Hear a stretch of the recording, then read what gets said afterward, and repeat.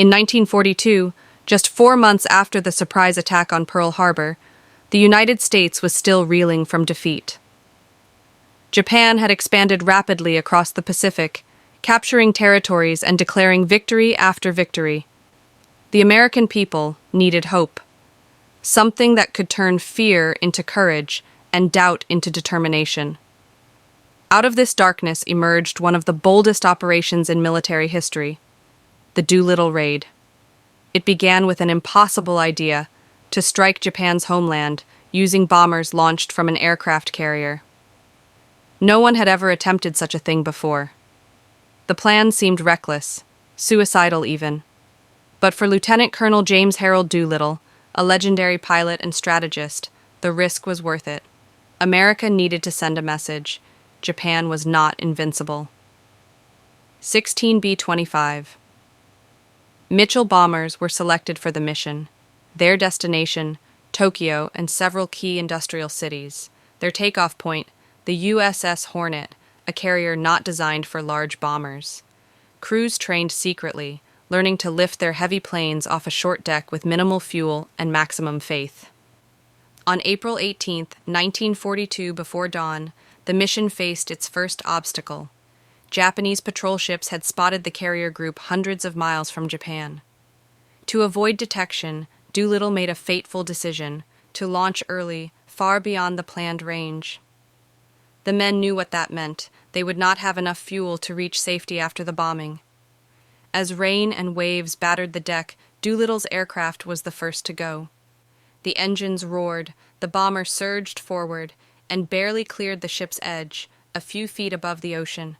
One by one, the 15 others followed into the storm. It was a sight that silenced the entire crew of the Hornet. No one believed they'd ever see those planes again. Hours later, air raid sirens screamed across Tokyo, Yokohama, Nagoya, and Kobe. The Japanese capital, once thought untouchable, was under attack.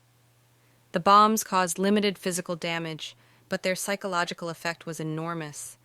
Japan's citizens were stunned. For the first time, the war had reached their homes.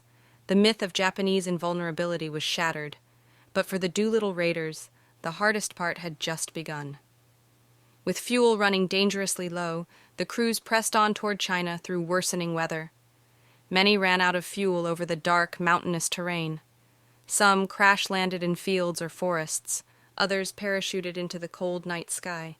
Villagers risked their lives to hide the Americans from Japanese patrols, while several airmen were captured and some were executed. Of the 80 men who launched from the Hornet, 69 returned alive. The mission's cost was high, but its impact was profound. The United States had struck back, proving that courage and creativity could overcome even the darkest odds. The Japanese government, humiliated and enraged, shifted its focus toward eliminating the American threat in the Pacific once and for all. This decision led directly to the Battle of Midway, where Japan suffered a crushing defeat, turning the tide of the war. For his leadership, James Doolittle received the Medal of Honor, though he initially believed the mission had failed. In time, history would show that it did far more than drop bombs. It restored faith. It reminded the world that even in war, bravery can be louder than fear.